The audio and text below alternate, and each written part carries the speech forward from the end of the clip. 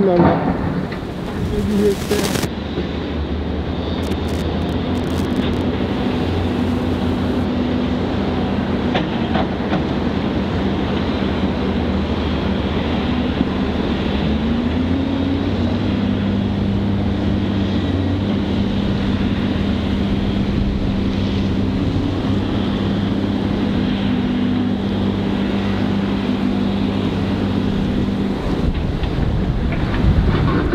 Quand tu bouges les mains, ça commande à la pelleteuse? Presque. Ils se foutent de ma gueule des fois parce qu'ils me disent pourquoi vous faites ça tout le temps? Je fais ça quand je suis content parce que ça marche.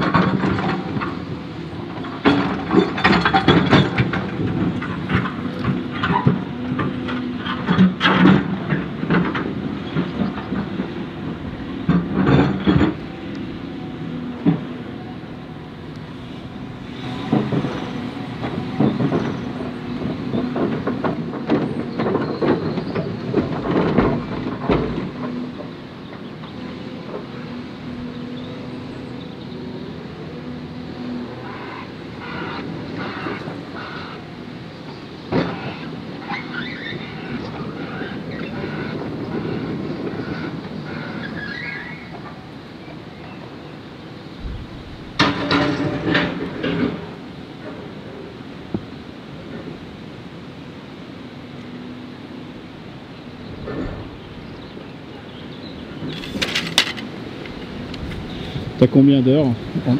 100. 100 heures? Ce qui est... bon, en fait, c'est pas si fou. Hein.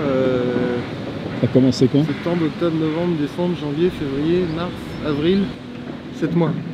8, ça fait 8 mois que je filme. J'avais vu, j'ai dû voir dans le journal municipal qui faisait une rivière de contournement. Je sais pas ce que c'est, une rivière de contournement. Et puis, les premières images que j'ai tournées, c'était qu'ils me promenaient quand ils avaient enlevé toute l'herbe et arasé. J'ai commencé à filmer de ce côté-là. Et puis en septembre, je leur ai demandé l'autorisation et je l'ai eu. J'ai commencé à tourner dans le chantier mi-septembre. Parce que j'ai gardé l'habitude de venir aussi ici. C'est un vrai théâtre le truc. Le son, il fait un truc magnifique. De cinéma ultra primitif en fait. Là, c'est que un hors-champ. Tu vois absolument pas de quoi il s'agit quand tu es de ce côté-là. Tu vas de l'autre côté, t'es tout en plein. La lumière, elle est parfaite. En fait, non, enfin non. C'est quoi la différence par rapport à la résistance des digues? La résistance des digues, c'est un journal filmé. Sur combien de temps? Sur 3 ans de ma vie. Là, mais là, je suis. Moi, je pense que c'est une espèce de journal filmé quand même, ce truc-là. C'est l'histoire d'un mec qui vient filmer tous les jours pendant 8 mois. C'est une des seules choses qui continue à tourner pendant que le monde est arrêté. Enfin, il y a quand même quelque chose qui est de cet ordre-là. Et on filme de loin et on est loin. On filme à distance. Donc on est tous en distanciation. C'est plutôt drôle, quoi. C'est marrant, il a fallu longtemps. Je disais, qu'est-ce que c'est que ce mec qui vient? C'est d'une précision, c'est une horlogerie, en fait. Tout le temps où il y avait, tu sais, quand il y avait les camions qui amenaient tous les cailloux, etc. C'était incroyable, ça n'arrêtait pas à faire. Toutes les 10 minutes, t'avais un camion, c'était d'une précision, bing, bing, bing, bing. Et t'as très peu physiquement de gars qui sont là, quoi. En fait, c'est vraiment bizarre, il y a un truc, il y a une rythmique. Quand t'es avec le téléobjectif, je suis l'œil dedans, je me mets 2 yeux comme ça. Enfin non, je mets mon œil et je cache l'autre. Et t'as un moment où vraiment la mécanique, elle t'emmène. Donc ce matin j'étais accroché, faut que je reste accroché sur la caméra. Comme maintenant, la rivière maintenant elle est en eau, l'eau elle est rentrée. Mais là les dernières semaines en fait c'était vide et c'était plus que du rock. Et en fait j'ai passé les 3 quarts de ce que j'ai tourné pendant 3 semaines, j'étais dans la rivière en fait, j'étais en bas. Donc j'étais entouré de 3 mètres de cailloux et de rock et là t'as vraiment une impression super étrange avec les types qui se détachent quand ils passent. Ils sont en orange, t'as les gars qui se détachent sur du ciel bleu, en contre-plongée au 24, t'as vraiment des moments où t'es waouh. Ça veut dire quoi filmer bien, filmer mal? Non, c'est qu'en fait il y a un moment où je suis pris dans ce que je fais. Et je fais quasiment du tourner-monter, c'est-à-dire qu'en fait je fais un plan, puis un autre en me disant je pourrais monter là, je pourrais couper là, je le sens. Si je me déconcentre, c'est foutu. Je filme trop large pour avoir toute l'action, mais du coup j'ai pas choisi, il manque un point de vue, il manque un truc comme ça. Et vraiment je le sens dans les images, vraiment ça part, ça revient. Je crois qu'en fait je filme bien quand je me raconte une histoire, mais ça, c'est une histoire d'enfance de filmer des trucs comme ça. Tu filmes quand même des grosses machines, tu les filmes de loin, on dirait des dinky toys sur un sac de sable, enfin, sur un tas de sable quand t'es môme. Enfin, il y a quelque chose comme ça. Hein. Toutes les variations de lumière, d'atmosphère et d'ambiance, je crois que moi je me laisse influencer par ça. Je laisse infuser ce truc-là. Et je me raconte des histoires avec la lumière. L'idée environnementale et écolo derrière, elle est bonne, quoi. Là, chaque fois que tu rencontres des gens, moi, ça fait 6 mois qu'il y a des gens qui viennent me taper. Qu'est-ce qu'il faut tout ce pognon public qui est dépensé pour faire ça? Vous préférez des ronds-points? D'habitude, c'est des ronds-points. Ce qui va être le plus frappant, c'est l'écart qu'il y a. Enfin, ça part d'une plaine. Le creux pour faire le lit de la rivière de contournement, c'est gigantesque ce qu'il faut creuser. Et puis remettre des pierres et puis machin. Pour au final se retrouver avec quelque chose qui est petit. Ce qui est très drôle, et ça je sais que alors ça c'est vraiment mon truc à moi, hein, c'est qu'en fait tout ce que j'ai filmé pendant des mois, ça existe déjà plus. En fait j'ai filmé des états successifs de changement, mais tout ce qui a été creusé, moi j'ai filmé le moment où c'est creusé, donc je l'ai la terre quand c'est... Après ils mettent des roches, je dis les roches elles vont rester, mais non, les roches elles sont recouvertes de terre à la fin. Donc en fait c'est une opération de enlevage, et on remet d'autres trucs. Et donc à chaque fois que je filme quelque chose, ce quelque chose il disparaît en fait. Mais comme là où en fait pour moi, maintenant le lieu est complètement vide. Parce que là ils ont enlevé la cabane de chantier, ils ont enlevé la zone de filtration de flotte pour que l'eau rentre dans le fleuve, ressorte dans la rivière, etc. Et du coup en fait le lieu il a complètement changé en 8 jours. Hier j'ai filmé des fleuves en time-lapse. En fait c'est la digue du Cher qui est là.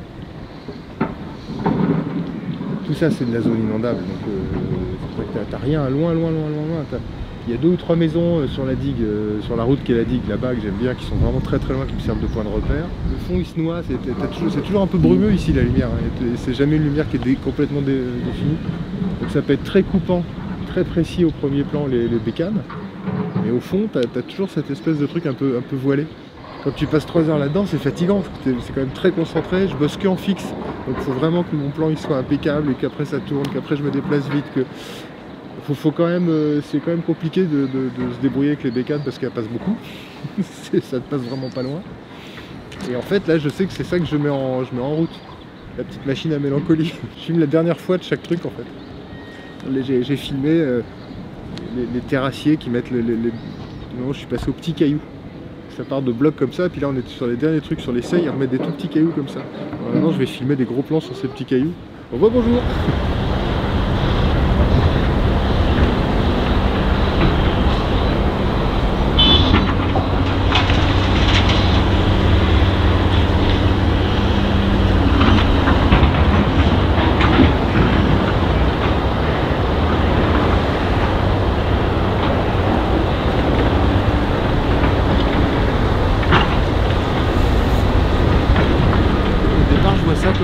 Comme des mouvements un peu burlesques, tu comprends pas forcément pourquoi ils font ces gestes-là, répétitifs, etc.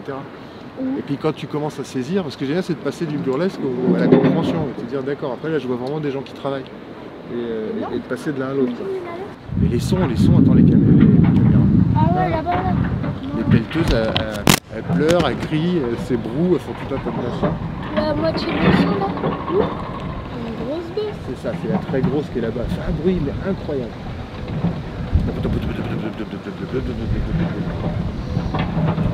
Puis ça vibre. T'as tout le décor qui vibre, comme t'as les plus grosses machines qui tournent, t'as la caméra qui fait... Attends, les super productions, il y a un catering.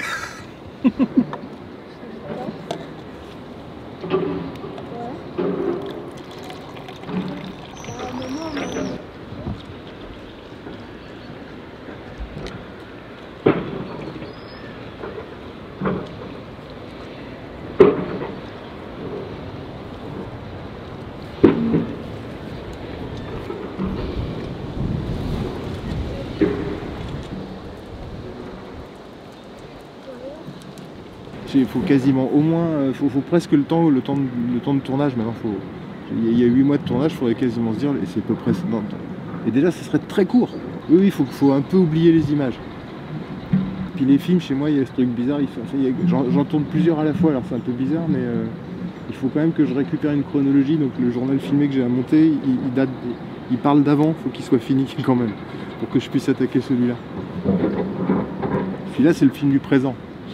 C'est aujourd'hui, ça. C'est bien, on regarde ton film alors que t'es pas en train de filmer. C'est ça qui est bien, et c'est ça, tu sais plus. Et ça s'est un peu calmé, mais je pouvais passer 2 heures assis là, en plein mois de novembre. C'était un drôle de truc. C'était ton banc? C'était mon banc, là-bas. Quand il faisait beau, je me mettais avec les pêcheurs là-bas. Tant que la guinguette a été ouverte jusqu'à fin octobre, jusqu'à octobre, j'étais là. Et puis là, j'ai une caméra qui est assez précise pour que vraiment je puisse travailler sur des nuances de lumière et de couleur. Et vraiment, tu as un moment où le panard d'attendre 2 heures juste parce que tu attends une certaine lumière et tu dis c'est pas encore tout à fait, pas encore tout à fait, pas encore tout à fait. Et tu as exactement le moment où tu dis ok, là c'est où je veux. Enfin, c'est où je veux, c'est venu se mettre gentiment à un endroit parfait entre ce qui se passe, la sensation que j'ai à ce moment-là et la lumière. Il y a eu des semaines de passage de soleil super rapide avec le vent, balayer le chantier en 10 secondes, comme ça repartait. Noir, super clair, noir, super. Tous les corbeaux qui viennent parce qu'ils sont en train de remettre de la terre. Les premiers jours de tournage après le deuxième confinement, contrairement au premier, on a eu le droit de continuer à bosser. Pendant 3-4 jours, je ne savais pas si j'allais pouvoir continuer à venir. Ça contrôlait à fond, etc. Et pendant 3-4 jours, il y a eu une hésitation pour que finalement il lâche qu'on avait le droit à des tournages conservatoires. Pareil, ça ne veut rien dire, c'est le truc qu'on ne peut pas décaler. Ils ont continué, je ne pouvais pas décaler, donc j'y suis allé avec l'autorisation. Et ben, tu as une impression que tu vas bosser en effraction pendant quelques jours. Mais ton regard il change sur un truc, enfin le mien en tout cas. Moi, crue, elle a correspondu à un moment pas simple du tout dans la vie. Et ça... Mais la crue, elle appartient. Des crues ici, on a depuis que la rivière existe. Oui, heureusement, c'est le côté sauvage qui est important. Les mecs de Sévillère qui étaient là, on leur avait bien dit qu'il y aurait une crue. Ouais, bon, une crue à ce moment-là, en décembre, aussi grosse, il n'y en avait quand même pas eu depuis vachement longtemps. Il y a eu une double crue en fait. La première crue, ils avaient anticipé. Et puis il y a une deuxième qui est arrivée par-dessus. C'est assez drôle, dans la symbolique, ce matin, ils ont détruit le chemin d'accès qui était bétonné. Parce qu'ils doivent rendre vraiment Bah putain si, il y a un camion qui vient. Le truc que tu vois jaune là, ce matin, c'était encore où ils avaient bétonné le truc. Bah, si, je pense que là, t'as un camion qui va redescendre sur le truc qui est en terre. C'est moins facile.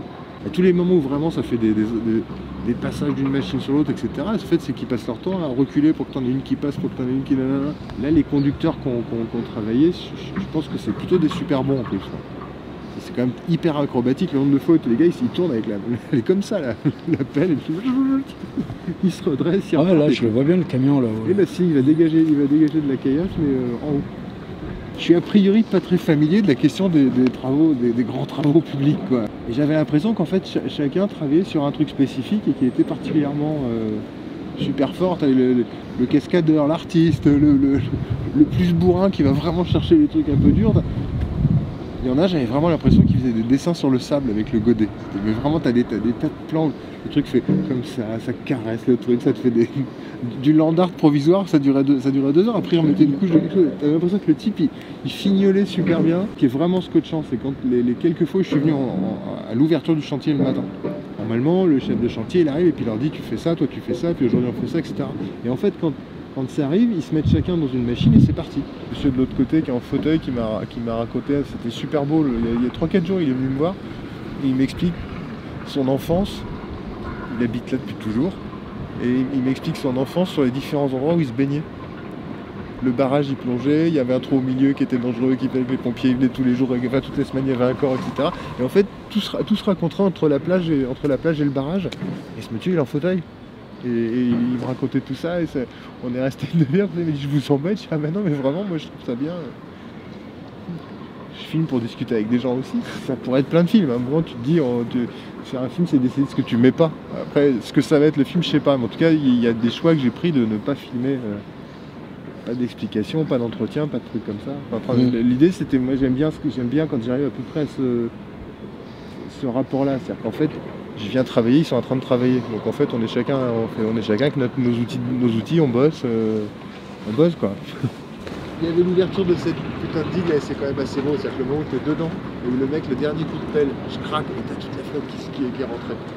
Et là,